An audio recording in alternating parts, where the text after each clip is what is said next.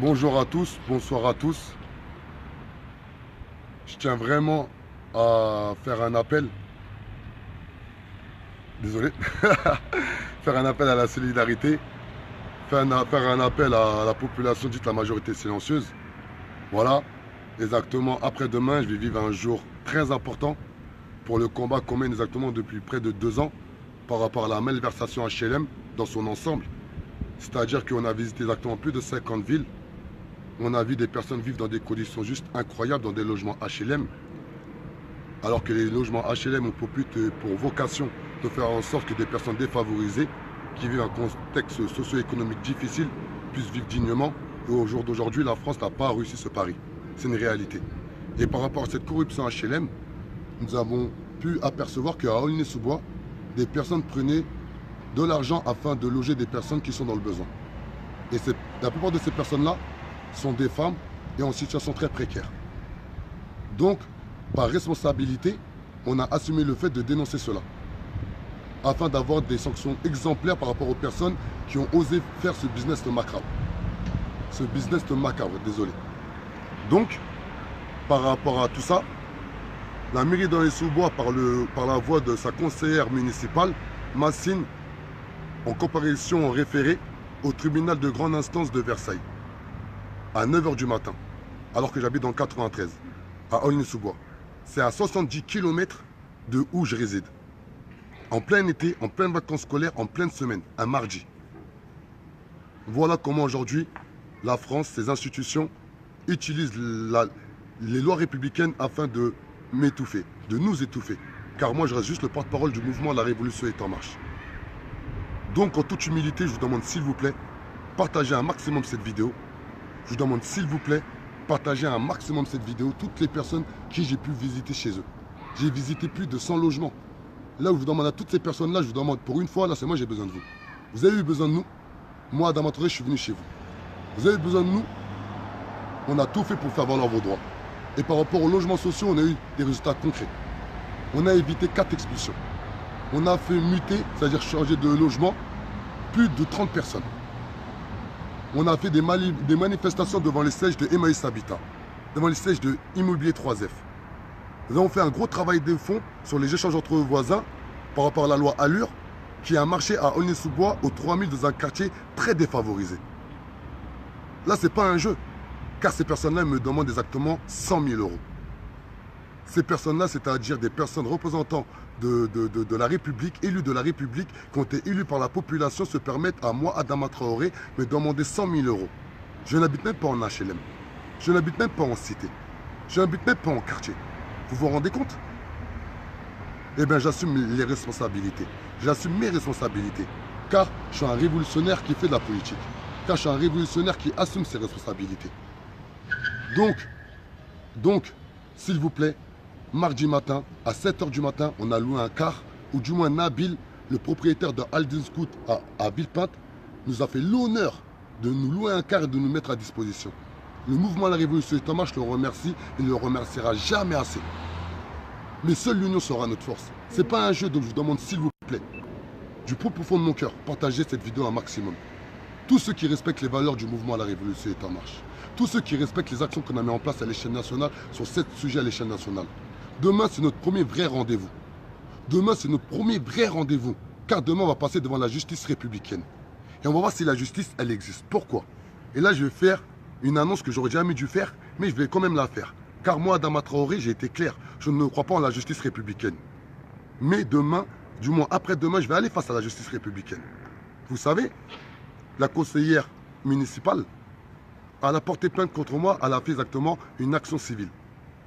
Alors qu'un élu qui doit être exemplaire doit faire une action publique.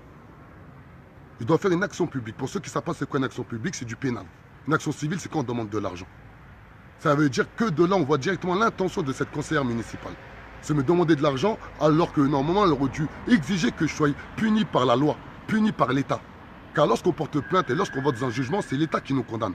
Ce n'est pas la personne qui nous condamne, c'est un juge assermenté par l'État.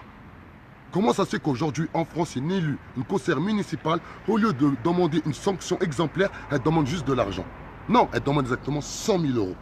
Car Adama Traoré parle pour la majorité silencieuse, parle pour la population, car c'est mon mandat, car c'est ma responsabilité. Donc oui, le 7 août 2018, on a loué un car qui va être affrété à la gare de Villepinte à 7 h du matin. Qu'il y a 10 personnes, qu'il y a 30 personnes, qu'il y a 50 personnes. Nous, à titre personnel, c'est la même chose. Car on sait très bien que des personnes qui auront voulu se déplacer, ils sont nombreux et nombreuses. Mais aujourd'hui, le contexte socio-économique ne permet pas cela. Simple, je ne vais pas trop m'attarder car Oumou a commencé à avoir mal au bras. Voilà. Maintenant, je suis aussi content. Aujourd'hui, c'est une grande victoire. Car comme vous pouvez voir, j'ai le t-shirt, regardez. Voilà. Street Issues, c'est notre marque de vêtements qu'on a créée. Qu'on a créé afin d'être autonome financièrement. Et voilà, je vais vous lire quand même. Voilà les articles qu'on va mettre qu'on va commercialiser. Car à un moment donné, toutes ces actions en justice coûtent de l'argent, coûtent beaucoup d'argent. C'est-à-dire, j'ai eu un jugement le 5 juillet, j'ai un jugement le 7 août, j'ai un autre jugement le 5 septembre 2018 face à Gérard Collomb, face au ministre de l'Intérieur, face à Gérard Collomb qui passait à la télé. Donc tout le monde maintenant connaît Gérard Collomb. Et bien Adama Traoré passe face à lui par rapport à la population. Toujours la même musique. Ensuite, je passe au jugement exactement le 13 septembre 2018 face au maire de la ville d'Aulnay-sous-Bois, 50e ville de France, 280 millions de budget annuel. Non, 180 millions de budget annuel. Oui, je passe face à lui. Ensuite, le 27 septembre, je passe face à la police nationale de la ville d'Aulnay-sous-Bois. Un agent de la ville d'Aulnay-sous-Bois a fait de l'abus de pouvoir.